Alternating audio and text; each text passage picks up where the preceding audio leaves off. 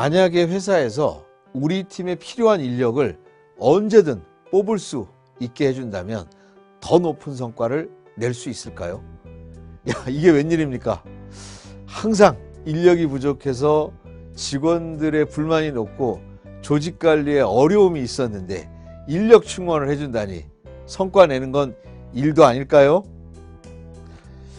기업 현장에서 비현실적인 일이라는 사실을 잘 알고 계시죠? 인력이 늘어나면 성과와 목표는 더 큰 규모로 늘어나겠죠. 부족하다고 느끼는 적정한 인원으로 최대의 이익을 창출하는 것이 기업 활동의 기본이니까요.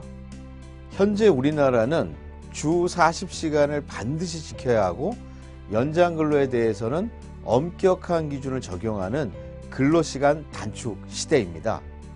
과거에요, 아침 일찍 출근해서 삼시세끼를 모두 회사에서 해결하고 밤늦게까지 일하고 집에 잠깐 들러서 잠을 자고 오는 삶, 워크 이퀄 라이프의 삶을 살았었죠.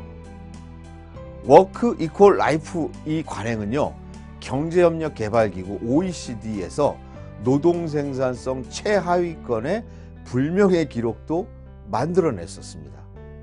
스마트하고 열정적인 한국인에게 이런 기록은요, 의아했지만요, 이유가 있었어요. 온종일 일을 하다 보니까요, 불필요한 업무와 절차, 나태함, 불통, 관료주의, 이런 온갖 생산성을 저해하는 관행과 적폐를 만들어내게 됐습니다. 최근에 근로시간 단축이라는 한국 사회에 대단한 변화가 일어났고요, 잘 정착되고 있다고 평가되고 있습니다. 수십 년 동안 야근을 통해 생산성을 관리해왔던 한국 기업이 어떻게 하루아침에 이런 제도를 무난히 정착하게 되었을까요? 줄어든 시간만큼 신규 인력을 채용해서 생산성을 유지했을까요? 네, 그렇지 않았죠. 기업은 동일한 생산성을 내기 위해 인력 증원으로 비용 증가 이유를 만들 만큼 여유가 없었습니다. 거의 모든 기업은요, 불필요한 업무를 제거하는 워크 다이어트 활동으로 생산성의 유지 또는 향상 전략을 채택했었습니다. 기업 경영에서 가장 중요한 것은 생산성입니다. 생산성은요, 성과와 같은 의미로 사용됩니다. 경제학에서는요, 이 생산성을 가장 중요하게 생각합니다. 그래서 생산성의 산식들이 나와 있는데 이렇게 되어 있습니다. 바로 입력이 얼마큼 들어갔느냐, 이걸 분모로 하고요, 어떤 출력이 나왔느냐를 분자로 합니다. 입력에 비해서 출력이 얼마나 높으냐가 바로 생산성입니다. 입력은요, 투입 자원을 말하는 거죠. 쉽게 말하면 얼만큼 많은 노력을 했느냐, 이걸 말합니다. 출력은 부가가치를 말하는데요, 쉽게 말해서 어떤 성과를 얻어냈느냐 하는 얘기입니다. 생산성을 높이는 방법은 부가가치를 높이는 방법이 있습니다. 바로 분자를 키우는 거죠. 다른 방법은요, 투입 자원을 줄이는 방법이 있습니다. 바로 분모를 줄이는 거죠. 시간을 만에 부가가치라고 표현한다면 지금의 일하는 시간은 평균 일 8시간, 주 40시간이 고정입니다. 그렇다면 시간의 생산성을 높이는 방법은 정해진 시간에 일을 줄이는 겁니다. 중요한 일을 줄일 수가 없으니 불필요한 일을 줄이는 것이 쉽고 명확한 해결책이라고 할 수 있습니다. 대부분 기업이 채택한 워크 다이어트 영역은요, 회의와 보고, 지시와 결제, 몰입과 근태입니다.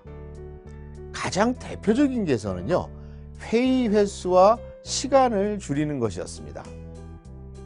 과거에 사전 공지도 없이 수시로 부르는 회의, 목적과 목표가 불분명한 난장 토론식의 장시간 회의, 보고와 공유를 목적으로 대다수는 듣기만 하는 회의는 이제 과거의 유물이 됐습니다.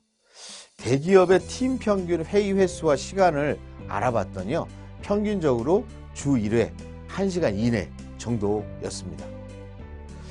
보고도 큰 변화가 있습니다. 내용보다는 막 형식에 치우치고 장시간 소요되는 불필요한 PPT, 파워포인트 보고는요, 많은 기업에서 퇴출되고 있습니다. 결제도 마찬가지입니다. 전자결제를 하고 또 그걸 출력해가지고 오프라인으로 중복 보고하는 이러한 관행도 퇴출되고 있는 상황입니다. 또 불필요한 합의 프로세스 이런 거 있잖아요. 그리고 공식 문서로 하는 부서 간의 업무 협조도 간단한 이메일로 연락하는 방법으로 전환되고 있습니다. 더불어 짧은 시간 최대한 몰입해서 근무할 수 있도록요, 직원들의 나이와 가족 환경 이런 걸 고려해서 출퇴근 시간을 선택하는 유연 근무 제도도 확대되고 보편화되고 있는 추세입니다. 워크 다이어트는요, 근로시간 단축 시대에 필수적인 도구라는 겁니다. 현재는 일하는 방식 개선 영역에서 주로 활용되고 있지만요, 몇몇 기업은 일하는 공간 그리고 직원들 간에 소통하는 방식과 같은 변화의 영역에까지 이 워크 다이어트가 적용되고 있습니다. 하지만 워크 다이어트는 적용상의 문제점도 기억해야 합니다. 업무 시간을 효율적으로 사용하는 것에만 집중하게 되면요, 리더와 직원들이 이 시간 관리에만 매몰되는 실수를 범할 수 있습니다. 다시 한번 생각해 보라는 거예요. 워크 다이어트의 목적은 생산성의 향상입니다. 회의와 보고를 줄이고 결제를 간소화하는 것은 직원들을 편하게 해주자고 하는 게 아닙니다.